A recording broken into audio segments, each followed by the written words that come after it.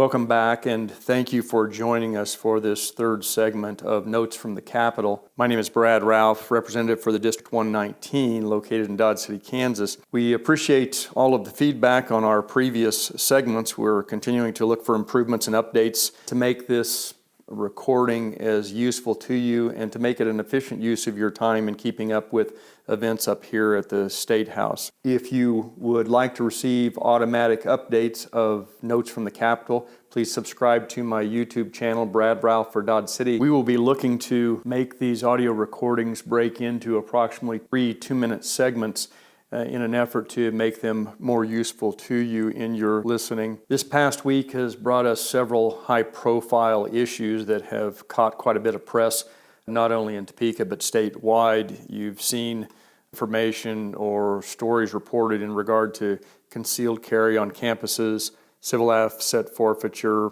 the LLC exemption, and sometimes those reports in the media have a tendency to cause people to believe some of these issues are farther along or more imminent than they might be. It's important to keep in mind that when a particular issue comes up in Topeka, the first thing that we will see is whether a bill or an issue actually makes its way into a committee, if it's introduced into a committee. If a bill is introduced into a committee, it may or may not, from that point forward, get a hearing within the committee.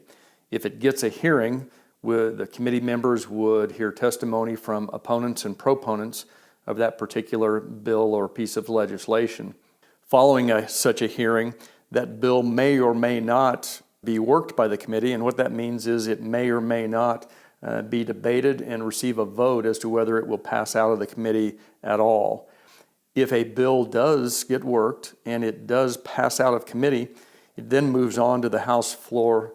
At the House floor, it may or may not be heard by the entire House. It may or may not be debated, and it may or may not be voted on. If a bill is voted on and passed out of the House, it then has to move on to the Senate for a similar procedure in terms of debate and vote on the floor.